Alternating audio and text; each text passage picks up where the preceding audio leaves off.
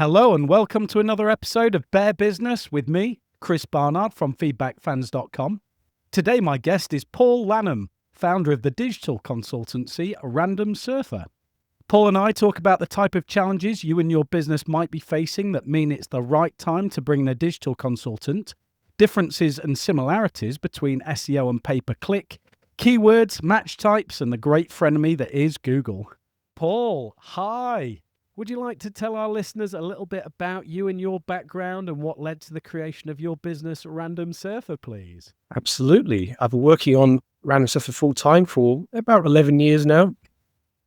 Previously worked for two different marketing agencies here in Nottingham, primarily working with small to medium-sized businesses. More often than not, the owner-operated businesses. So that's the director, the person in charge, is doing more or less everything in the business. I found that these kind of businesses are often underserved. A lot of agencies don't work with people, companies that small, typically 1 to 5 employees. So that was the big driver to set up Random Surfer. And that's where we focus on today. I've had work with variety of companies, service businesses, tradesmen, e-commerce businesses in a wide variety of sectors. Might be a roofer, could be an appliance retailer, could be a law firm, anything in between. So a big mix. And what made you decide you wanted to start up your own business? Are you one of those people who always wanted to run their own business, or was it a collective of experiences you'd had at other workplaces that made me think, right, actually, I want to do it myself now? A bit of both. I have always wanted to have a business ever since I was young. Never really had anything in particular in mind. So I kind of put it on the back burner for a few years while I had a proper career. But after a few years working for agencies, I kind of got the itch that I could do this myself. There really wasn't much standing my way to get clients, and just go for it. And it took a while of building some business in the background and quite a lot of encouragement from my wife to make the jump. But yeah, so 11 years ago, made the jump, and here I am today, still relatively successful.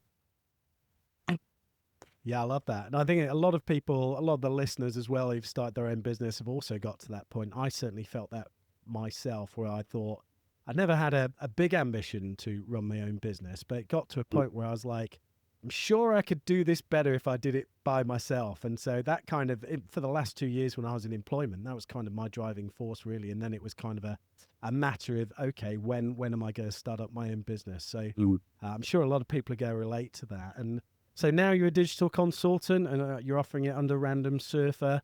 I think one of the challenges businesses find is that they come to a digital consultant too late, or they might come too early before they're necessary. When would be the right time for a business to engage with a digital consultant such as yourself, if I am, say, Bob the Builder? What problems should I just start to be scratching the itch of that would mean that I should actually probably have a conversation with Paul now about this? Well, I think a lot of some businesses kind of get a general sense that either they're missing out on something if they're not doing any, or there is digital marketing activity currently. They want to engage someone to find out what could they be doing, what could they be doing better. Or if they're already working with an agency, they're not clear on what the agency is doing for them, if they're getting good value for money, and some just want a second opinion, just to show someone, look, this is it's been done for me. Can you take a look, see, is this working out? What do you do differently? Or just have a casual chat, which is also fine. That's quite common. But I think, especially compared to 10, 15 years ago, digital marketing is a much more complex and bigger landscape of all the kind of platforms that you can appear on. So I think most businesses probably benefit from at least having a consultation with someone like myself, just to get some ideas of what they could be doing, even if they ultimately end up doing it themselves. And how common would you say that is, sort of businesses who come to you? Do you actively recommend they do sort of aspects for themselves and there's bits that you manage, or would you take on sort of the management of all their digital properties? What sort of spread of business do you see in terms of that? Well, I specialize in pay-per-click, so that side of it definitely is beneficial for myself to manage um, in its entirety. I think the social side of it, I've seen agencies attempt to manage the posts for companies, and usually that ends up not looking great. It's either the posts are too infrequent or they're not particularly relevant. And it's not so much their fault. It's when it comes to social media, it's hard for an external agency to actually get from the client what's going on in the business, what's new, what should they talk about. So that side of it, I tend to think, of course, unless it's a large corporation, you probably do have teams managing the social media. But if it's if it's an individual or very small business, they're normally best managing that themselves, I find. Yeah, it's a great point on social media. I think it's very easy to spot the sort of people who are outsourcing the social media, but it's Mm. such an important part of your brand as a business, particularly as a small business. I'd even go as far to say that your social media presence, if you can manage it yourself and maybe have some input, some strategic input of what you should maybe do in this space, you are definitely best managing it yourself, Paul, because it's so authentic, right? It builds trust if you are there, the business owner on social media. Yeah, exactly. It rarely looks authentic if it's being posted by someone who is external, doesn't understand business, doesn't know what's happening. So yeah, that generally is best come from someone, either business owner or somebody at least employed by them. And I'm pleased you mentioned pay per click. So businesses often get confused with the difference between, because we use it interchangeably, I suppose, in the business space, in the marketing space, some of this terminology, they might know it as PPC, might know it as pay per click, they might know it as Google Ads, Bing Ads. People get confused between that and search engine optimization, which is also Mm. referred to as SEO. Do you want to just tell us a little bit about those differences between those two forms of marketing, and how businesses should sort of think about those two aspects, as they are, you need a different approach on both, Paul, don't you? Yeah, that's right. So just as a quick recap, pay-per-click or PPC, it can deliver immediate traffic to your website or to your social profile, and so if that's where you're sending people. Uh, when it comes to Google and Bing, they are the top results and also the bottom of the page, depending on what you're searching for. If it's a product, you'll most commonly see it as a product ad. Um, it can be hard to differentiate the paid ads from an organic, non-paid result, as they tend to blend in a lot more than they used to. Many years ago, they actually had a shaded background, so they really stood out from the organic search results. But now it's blended to a high degree. So pay-per-click gives you immediate results. It's very quick to set up, typically suitable for most businesses, I find, especially businesses that wants to drive leads or sales from the website, um, as opposed to SEO, search engine optimization. It's a long-term play.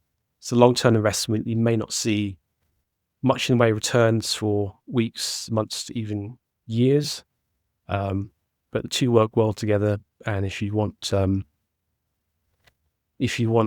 complete approach to getting results from search, then ideally you should look at doing both if you can, if you have the time and the budget. Yeah, it's a great point. I like to see search as particularly in the initial stages with a business, as sort of look at the combined audience from search, because of course they're searching for a certain thing. You might be targeting different types of searches. You might be doing it in the ads. You might be doing it through your SEO work. But they're still searching for the same thing, aren't they? Mm. And then, like you say, there's that difference where Google Ads can get you into those positions, the higher positions early, because you're paying for that. Whereas on the long term front, if you are ranking your pages and building your pages in a way that Google thinks that they have authority on those sorts of searches, you're also going to, well, I mean, I suppose the ideal in that situation is covering multiple parts of the search engine with both your naturally ranked SEO pages and your Google Ads. Paul, would you say that? Yeah, that's a good point. In fact, a lot of people may not know that if you run ads in Google, you can have one or two ads appear on the page, and you may have one or two organic listings. So you may end up covering 20-30% of the actual page just with your links to your website or to your social profile. So the two really, if you want as much dominance as possible, then using both is the best strategy. Yeah, and I was speaking, as Paul and I were just speaking beforehand, before the recording, we were talking about how you choose your marketing mix as a business. Because actually, I think it's something that's not spoken enough in business circles. I mean, we talk about it on a strategic aspect with clients in terms of, okay, you have a marketing spend, you are allocating that marketing spend. Is that something that you would look at in a consultation initially with a client? Would you say, right, what is the budget? We think you should spend this amount on SEO, this amount on paid search. Is that how you approach sort of creating a marketing mix for your clients? Absolutely. I think it's fair to say most businesses want pretty much instant results. So it's rare that I wouldn't suggest pay-per-click unless perhaps if they were looking to do some marketing themselves, they couldn't at that point afford an external consultant. Perhaps they benefit from just a one-off SEO plan, maybe optimization of the website until they are able to invest in pay-per-click. Yeah, it's a great point on pay-per-click. I think the only accounts I've seen where it's not been a go-to marketing channel has been where the cost per click is actually too high, which I think you do see in some sectors, some industries. A lot of the accounts we work on at the moment, and I suppose as a rule of thumb, if you're kind of under maybe £2 a click for most industries, that is great.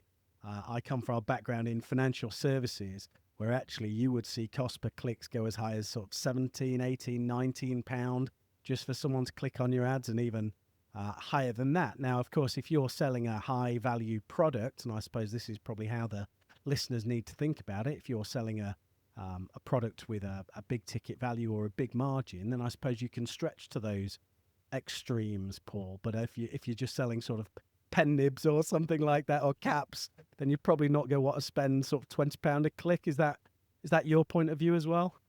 Exactly. It's easy to look at those kind of costs and think, oh, that's crazy. Who would ever pay £20 for a click from Google? But you've got to look at the overall picture, zoom out and look at what is the nature of my business, what is the value of the leads, what is the lifetime value of the leads. So yeah, I've definitely seen businesses who are paying £10, £50 a click and to work. If that turned into a new piece of business that's worth £10,000, £20,000 or some kind of recurring revenue, we can easily it will be worthwhile.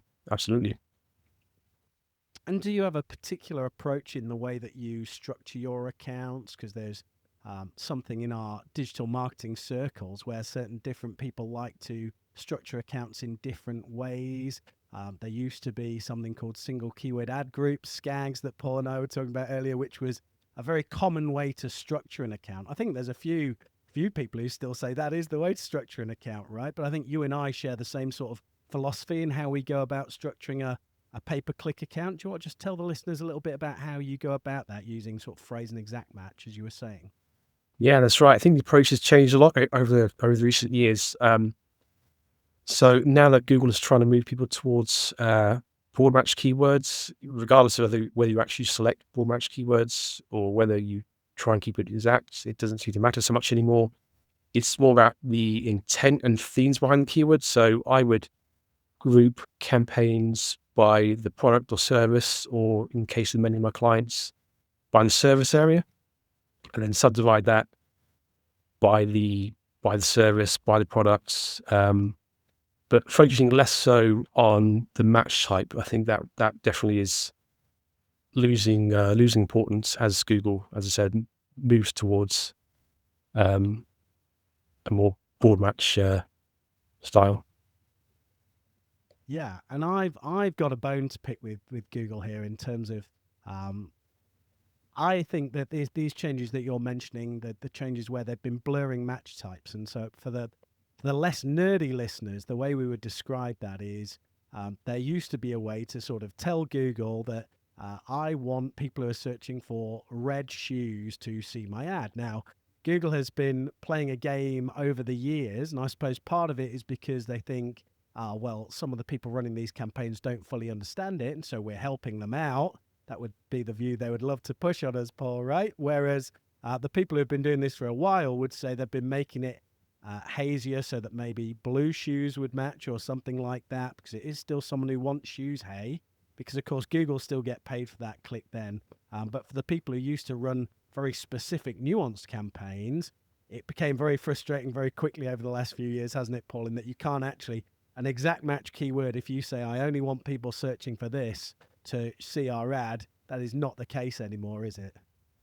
That's 100% right. Yeah. Over time, Google has eroded the ability to target exactly, to the point now where if I'm starting a new account, I will only start with exact match keywords. And if that is successful, slowly over time, add phrase match keywords, which to anyone who's been using pay-per-click for a while will know that phrase match works much like broad match used to.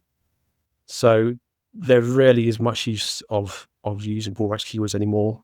But of course, someone who doesn't work, someone like myself, who's trying to manage themselves, Google encourages you to add keywords that it thinks describe business. If it doesn't really adequately say that, unless you set the match type, you could get searches which are irrelevant. And a lot of people won't know that, won't know how to check their search term reports. So they definitely will find ways to spend. Yeah, and all of these changes and sort of the way that these accounts are managed has made that negative keywords have become far more important in your account. Having a active negative keyword list in your account. Do you want to just explain to the listeners a little bit about what a negative keyword is, what a negative keyword list is, and why it is now so important in this blurred match type environment where you don't really always know what someone has searched for and triggered your ad? Right. So I have a go-to list of negative keywords that I tend to use for most accounts. It will have, for example, if you're a roofing service, you probably don't want your ads to appear for someone searching who wants to become a roofer, who wants to become qualified as a roofer, who's looking for a roofing course. So these are all the kind of words that will include a negative list: course, university, training, to make sure that we exclude these types of searches. As we just mentioned about the broad match keywords will often, unless you control them, match on these more relevant terms that definitely are relevant to business. So a strong negative keyword list is definitely essential for most businesses. Yeah, and it's saving you from spending those budget on those irrelevant keywords, right? I've got a particular challenge with an account I manage at the moment, which is actually a property management company, but a property management company as in we manage the big blocks for landowners, right? Not an estate agency.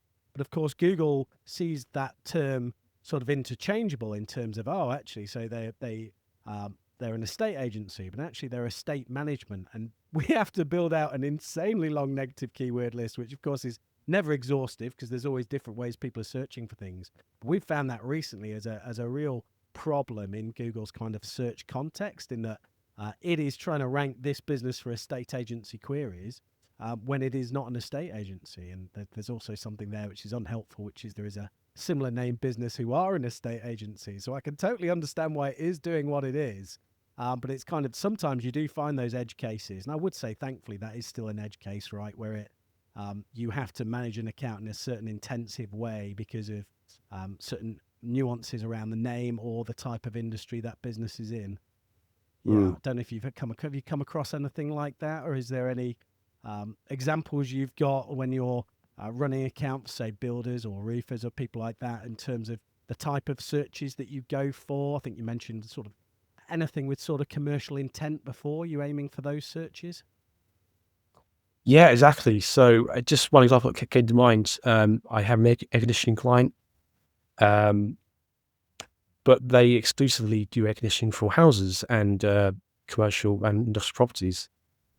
However, especially this time of year, a lot of people want to get their car air conditioning fixed or regassed, recharged.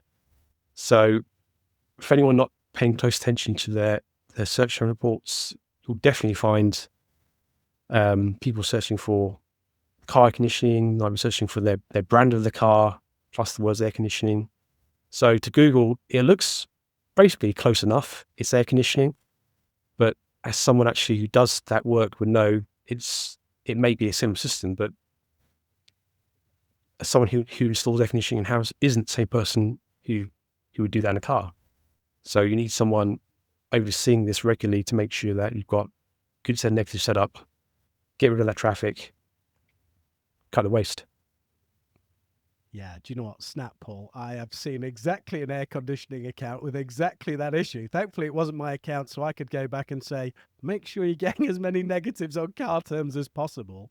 So again, it's one of those things that I suppose people wouldn't think about when they're setting up the account, but very quickly, if you are studying the data, I suppose you make a great point there about the importance of active management, right? And how it's going to save you money.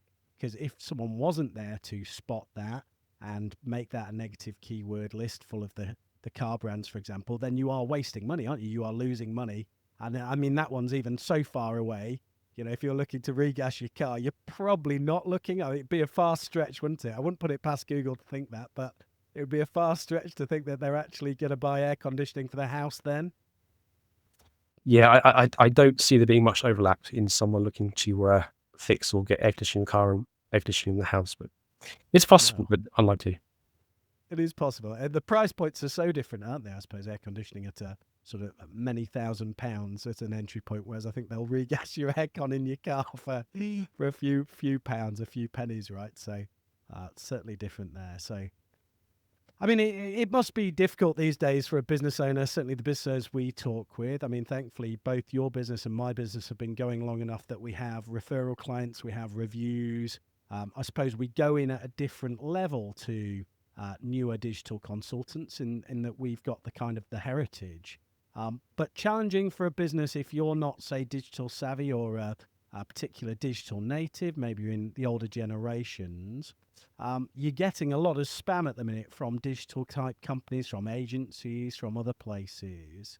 What sort of red flags would you say I should be looking for if I'm a business owner? I've liked what you've said. I've decided I want to engage with a digital consultant. I'm probably getting a few emails in saying, oh, you're not doing this on your SEO or that, or your website's not doing this or that. What sort of red flags would you say are the things for business owners listening to watch out for when they're engaging with a digital consultant, Paul? Yeah, I'm sure you, like myself, get bombarded every day with emails for link building, for SEO, for pay per click. It never ends. Firstly, I'd probably say that anyone who's doing large scale mail shots probably isn't all that concerned about the quality. They probably have a scattergun approach, hoping for every maybe 1,000, 10,000 emails they send out to get one client. It's not really the mark of a good consultant. But specifically in the email, look out for anyone who doesn't have a website in their signature. If the email is from a Gmail, Hotmail account, that's a huge red flag. If the email looks though generic, doesn't really say anything about your business other than the name of the business, perhaps they don't even know your name. Other basic spelling grammar issues, perhaps the email looks like it's been written by AI. So all those things add up and give you a general impression of, is this genuine? Is this worth replying to? Yeah, it's a great point. There's also something to do and never click on these links, but if you hover over links in these emails, you'll often see that they're going off to strange kind of web addresses, places that are going to try and harvest your data. Or as I had a conversation with a client the other day, sometimes they're just looking to see if your email address is active, right? Because they'll have purchased this data list from somewhere. They're looking for any indication that your email is active. And so often what these spammers are doing now is they'll put in fake unsubscribe buttons, right? Because naturally you're saying, why have I got this? I don't want this. I want to unsubscribe from it. But actually you'll not be unsubscribing. They will just be putting you in a list that says that actually you're an active person to be contacted. But it's not just the spammers and people like that. We actually see Google doing a lot of outreach as soon as you set up an ad account, who will claim to be sort of ad account specialists. You must come across this yourself, Paul, in terms of there are actually some spammers who come from Google. Sometimes it's a scam where it might look legitimately from Google, but very rarely will you find that that ad account person works for Google. They usually work for an affiliate, right? Have you come across many of those people? Many times, unfortunately. Um, yeah, so Google is very keen to talk to you if you have an account, if you're selling from your account. Um, they have outsourced teams that work on behalf of Google that I'm sure in some cases do offer useful advice and have guided many people to successful accounts, but always be wary of Google's Google's agenda. Of course, is to make money, like all of us. So if they can get some of their clients spending 10, 20% more, it's great for them. If it happens to work for the business and get them more results, then that's a bonus. But just be wary of Google's goals. And don't be scared to question their advice if you don't think it sounds applicable to you, because um, the outsourced account strategists, I'm sure their books must be hundreds of thousands of clients. I don't think they will have a detailed knowledge of your business or your specific circumstances. So just bear that in mind when you speak to them. And of course, if you want to speak to a consultant such as myself regarding the advice you received, I think that's a good plan, worth doing. Yeah, I agree. I think certainly reach out to your independent consultant if you are concerned or you are curious about it. Because I mean, it's something that has been alleged before. Don't know how true this is or not, but I would think it might be. Would be that a lot of those outsourced third party working for Google account strategists that come to you work on a commission only basis, and a commission only basis that is based on you increasing your budget. So with that news, Paul, what I would like to put to you is that would you agree with me that with a lot of these changes we mention around sort of fuzzy matching, always trying to take more budget, using people to come and tell you should spend more budget, would you agree that Google are far more interested in using up your budget as a business than bringing you web traffic more than perhaps they've ever been in their lifetime as a business because they make so much money from Google ads? Yeah, I think that's a fair critique. If I can be cynical for a moment, I think Google is struggling to increase their revenue from search. I think they've peaked and probably even peaked years ago. So they need to keep the profits going up. Of course, they have shareholders to account to.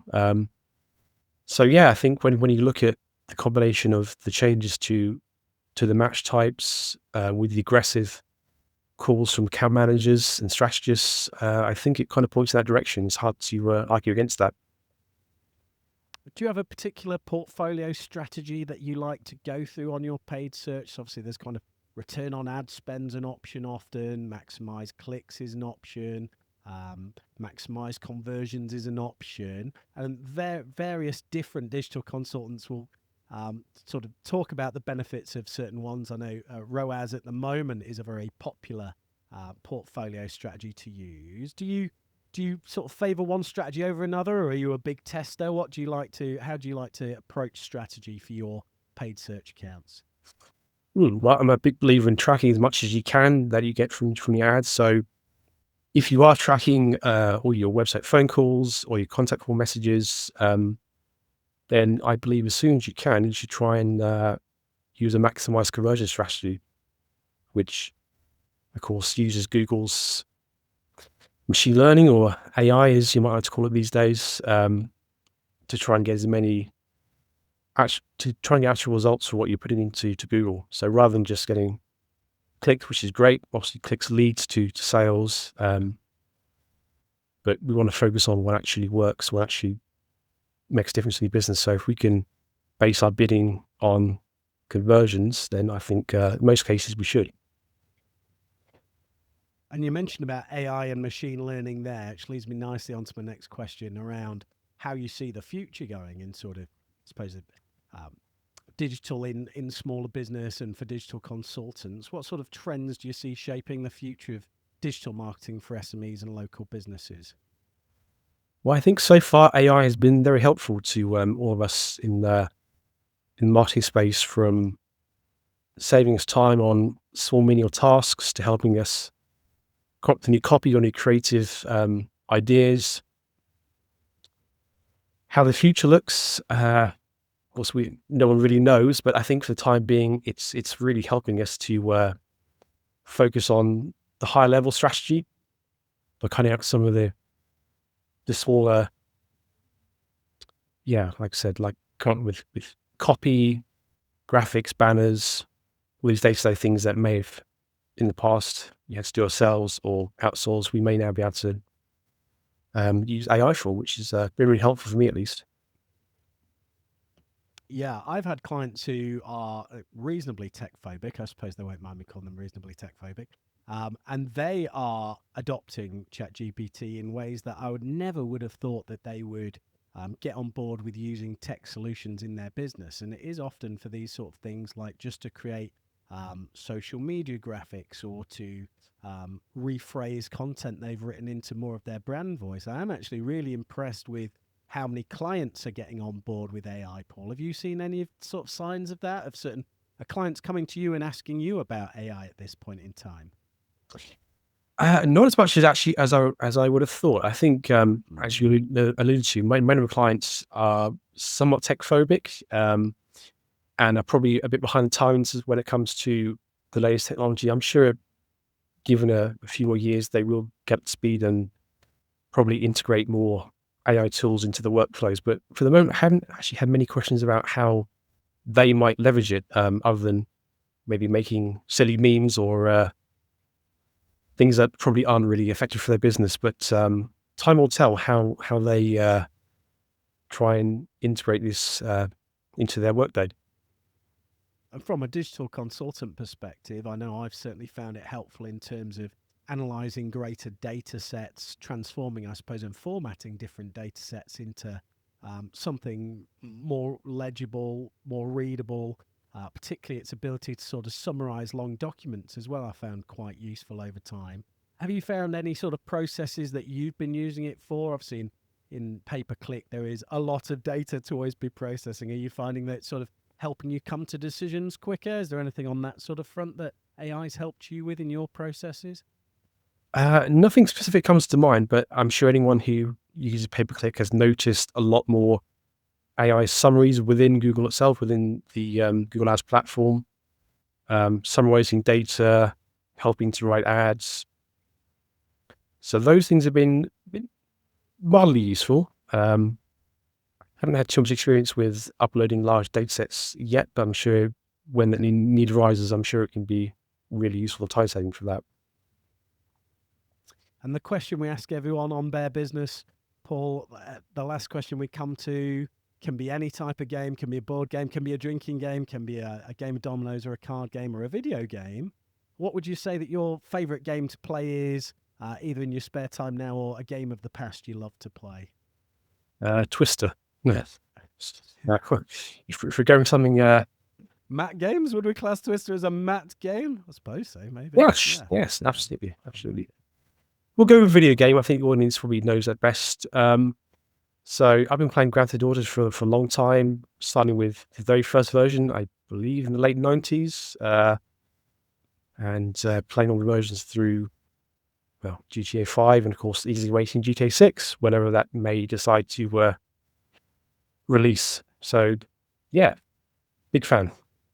It felt an amazing game at the time because you felt like you had so much freedom, didn't you, with GTA? It was we were concerned in our household, me and my brother, whether we were able to get it because, of course, I think it was a 18 minimum, not even a 15. But in our local game store, one of us would distract our mother whilst the other stuck a pricing sticker over the it must be 18 to play this game. So we used to manage to squirrel all these games back and play them, much to the envy of some of our friends who weren't able to play such pranks on their parents. But I mean, these were great games, right? I mean, they were trailblazing at the time, actually, Paul, weren't they? Grand Theft Autos.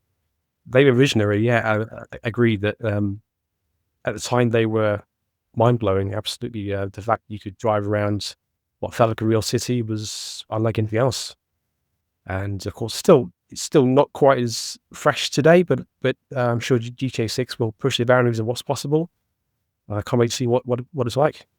Yeah, it's a great point. Every sort of edition and chapter now, right, does break some sort of traditions. Certainly, as the people who made it, Rockstar Games, moved into Red Dead. I think both of them were incredible for their time. But the GTA obviously went 3D with the third version as well, which was another massive thing for the industry, wasn't it? It was GTA 3 when the first time that you got to see it in 3D. Was that a big moment for you?